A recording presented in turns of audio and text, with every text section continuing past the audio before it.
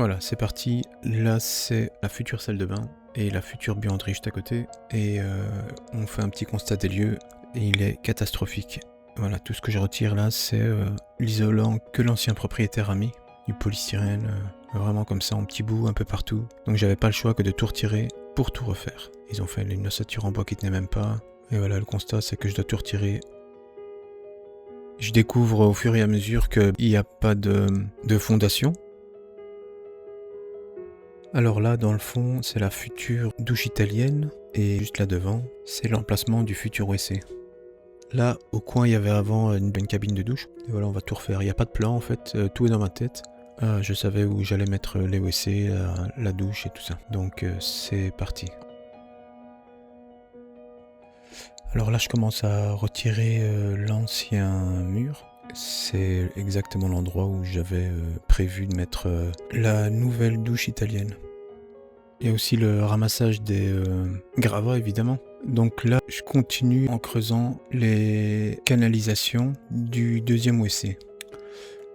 Alors ici, je refais la tranchée pour le premier WC. C'est le WC qui est censé être dans la salle de bain. Là, je passe côté buanderie. Je ramasse les gravats pour me faire de l'espace. Là, je casse le coin, c'était une ancienne cheminée qui n'a plus lieu d'être pour optimiser l'espace. Je ressors tous les anciens électroménagers que l'ancien propriétaire a laissés, je ramasse les gravats. Là c'était des briques creuses entre la cuisine et la buanderie. Je vais refaire ce mur avec des blocs en béton. Alors là je continue la tranchée et par contre là c'est la tranchée pour les canalisations d'eau et évacuation des eaux usées.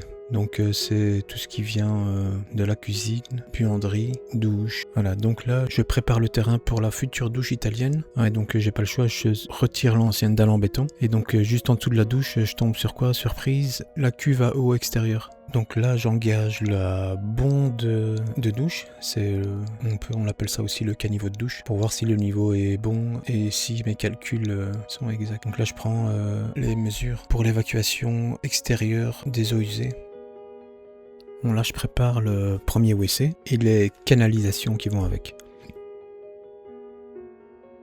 Alors là je referme une ancienne petite fenêtre qui est du côté deuxième WC.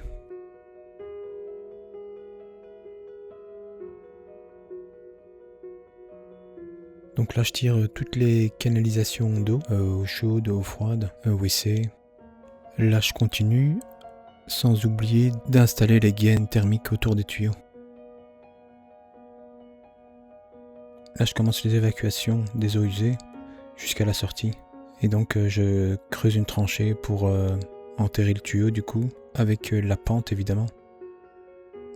Ce plancher correspond au plafond de la salle de bain et de la buanderie, que je vais devoir surélever d'environ 40 cm. Mais avant ça, je dois nettoyer et débarrasser absolument toutes les saletés. Et pour finir, je descends toutes les planches en faisant attention à ne pas tomber. Comme je l'avais indiqué précédemment, la hauteur de mur était très basse, 1,80 m. Du coup là, je vais remonter toutes les poutres de 30 cm, même un peu plus. Et donc voilà, là je continue à détruire l'ancienne cheminée, qui ne sert plus à rien. Et à ramasser les gravats. Bon là j'ai retiré tout le plafond, j'ai mis les poutres à plat, je vais les nettoyer, retirer tous les clous et puis les poser avec le système de sabot. À la base je voulais garder ce mur mais il a été mal conçu. Du coup destruction, reconstruction dans les règles de l'art. Bon là je termine de poser toutes les poutres qui restent. Et là je pose le pare-vapeur évidemment. Et là je pose les planches d'OSB qui viendront comme plancher au-dessus des poutres. Je termine ici de poser les dernières poutres. Je viens préparer les fondations qui viendront accueillir le mur qui séparera le WC de la salle de bain. Je vais détruire le deuxième mur qui était posé à même la terre. Du coup, je vais le détruire et en reconstruire un autre. Là, je commence à délimiter les zones pour couler la dalle en béton. Là, je continue à enterrer les tuyaux d'évacuation sanitaire, arrivée d'eau chaude, arrivée d'eau froide, évacuation des WC. Et évidemment, je mets aussi en place une grille qu'on appelle aussi treillis de renfort pour le béton armé. Je vérifie évidemment que je n'ai pas de fuite au niveau des tuyaux sanitaires. Je retire également toute la terre qui s'affaisse. Là, je coule le béton, je le fais au fur et à mesure. Là, je coule le béton armé tout le long de la pièce. Je monte le mur qui sépare la salle de bain du WC. Je mets en place l'évacuation de la douche. Je coule une chape qui va accueillir le sol de la douche. Ici, c'est la construction du deuxième mur, celui qui sépare la salle de bain de la buanderie. Je commence à mettre en place le mur qui séparera le WC de la salle de bain. Je referme le mur qui sépare la buanderie de la cuisine. Alors ici, on commence le carrelage. J'ai choisi un carrelage imitation parquet pour son côté chaud et convivial, que je vais installer sur toute la surface, c'est-à-dire buanderie, WC et salle de bain. J'utilise de la colle Knauf Flex et un système de nivellement évidemment pour avoir une planéité parfaite du sol. Ici on est côté salle de bain. Je m'occupe de détourner le tableau électrique. Je vais le monter dans l'espace au-dessus de la salle de bain. Je commence là le montage du deuxième WC, celui qui est séparé. À l'aide d'un monte-plaque, je fixe le plafond de la salle de bain de la buanderie avec des plaques hydrofuges. Je viendrai mettre ensuite l'isolation par le haut. Ici j'attaque la douche. Évidemment je mets de l'isolant sur les murs, des plaques de gibroc hydrofuge, et évidemment monté sur une ossature en métal stud. Je voulais d'une grande douche, donc elle fait 1,20 m par 1,20 m sur 2,40 m de haut. Je crée la pente pour envoyer l'eau évidemment directement vers l'évacuation. J'ai découpé le carrelage de façon à ce qu'il puisse s'adapter jusqu'à l'évacuation. J'attaque ici le montage sanitaire vers le boiler, qui vont évidemment vers la cuisine et la salle de bain. Je découpe et je colle le reste du carrelage du sol de la douche. Il est coupé de façon à ce que l'eau puisse s'évacuer. La partie satisfaisante, c'est le collage des carreaux sur les parois de la douche jusqu'au plafond. Là, je mets en place l'autre partie du mur de la douche. Les raccords qui viendront accueillir le mitigeur de douche, avec évidemment, comme vous pouvez le constater, l'isolation, la membrane d'étanchéité, très important dans une douche. Le reste des carrelages des parois de la douche.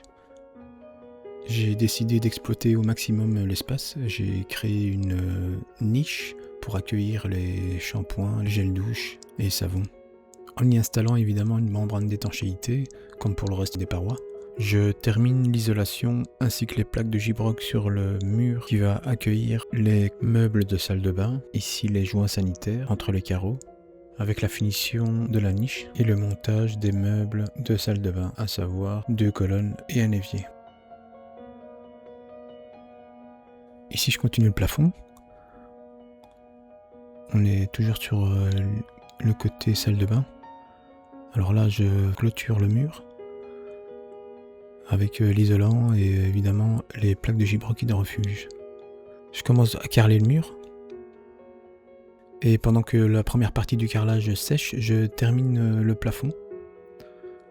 Voilà, j'installe l'ossature en métal stud de la troisième partie du mur, avec évidemment l'isolation et les plaques de plâtre hydrofuge. Voilà, maintenant que les plaques sont mises avec l'isolation, je commence la pose du carrelage de tout ce côté du mur. Ici, je tire l'arrivée d'eau pour le WC. Je pose l'isolation ainsi que les plaques de gibroc hydrofuge toujours dans le petit WC là on est. Et je commence la pose de carrelage, idem dans le petit WC. Et je termine la pose des plaques de gibroc sur le plafond. J'installe l'ossature ainsi que les dernières plaques de gibroc de la salle de bain et l'isolant. Je pose le carrelage sur la 4e face des murs. Je prépare les arrivées d'eau pour le lavabo qui se trouve dans le premier WC, ainsi que les supports de suspension et le reste du carrelage. Je termine le montage du second WC, celui qui se trouve dans la salle de bain. Et je pose le carrelage sur le coffrage du WC suspendu ainsi que sur le mur. Je fixe les supports des meubles de la salle de bain et j'installe les 2 colonnes. Je vérifie la porte de la douche ainsi que son cadre pour la pose future. Elle mesure 2 mètres de haut sur 90 cm de large.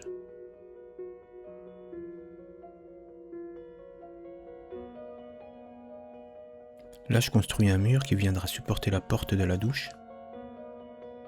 Côté finition, j'installe les plinthes sur tout le contour de la salle de bain et dans le WC. J'ai agrandi la porte qui donne vers le jardin parce qu'elle était vraiment petite, 1,80 m. Ici, je fabrique des compartiments qui viendront accueillir le sèche-linge, le lave-linge et diverses étagères pour entreposer les produits à lessiver, les produits d'entretien, des bouteilles d'eau, l'aspirateur, etc.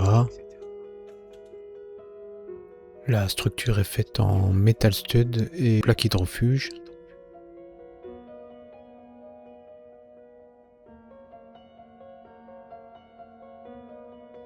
Là, je passe l'enduit de lissage sur le plafond.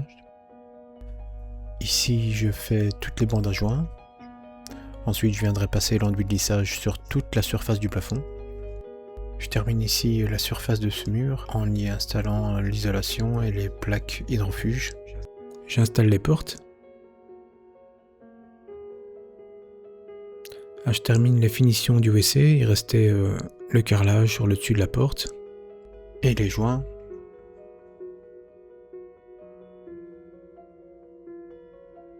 Là, je vais commencer la peinture du plafond.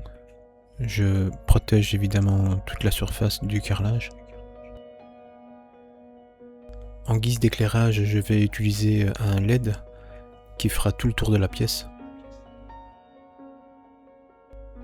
Je pose le carrelage sur cette partie de la pièce.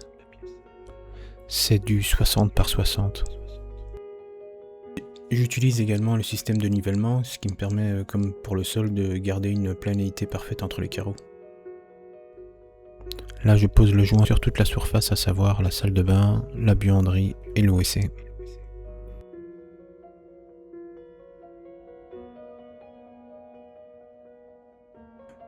On continue avec les carreaux.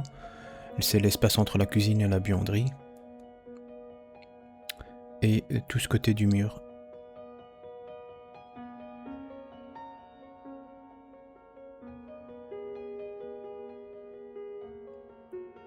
On arrive presque à la fin des murs. Ici, on est sur le petit coin. Il reste quelques finitions.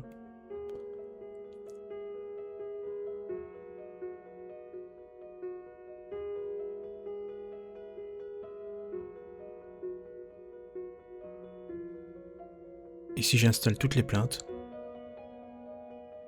J'installe une frise tout autour de la pièce.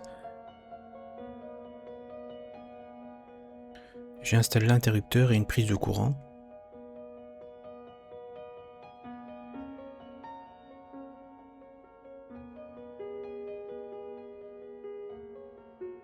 Alors comme pour le petit WC, j'ai prévu ici un ruban LED de type cob que je vais installer sur 2 côtés du mur.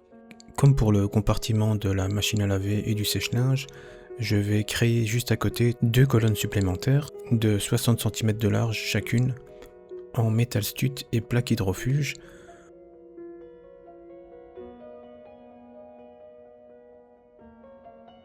Et pour éviter les dégâts sur les plaques, je couvre le tout avec des carreaux identiques à ceux des murs.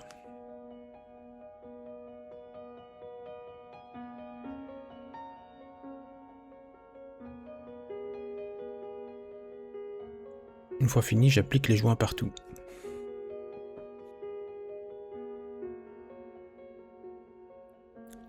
Je remonte au-dessus de la buanderie et de la salle de bain pour y installer l'isolant, c'est de la laine de verre de 22 cm.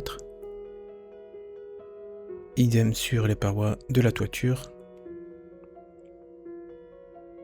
Je termine sur l'autre partie du plancher en y installant l'isolation et en fixant le plancher sur toute la surface.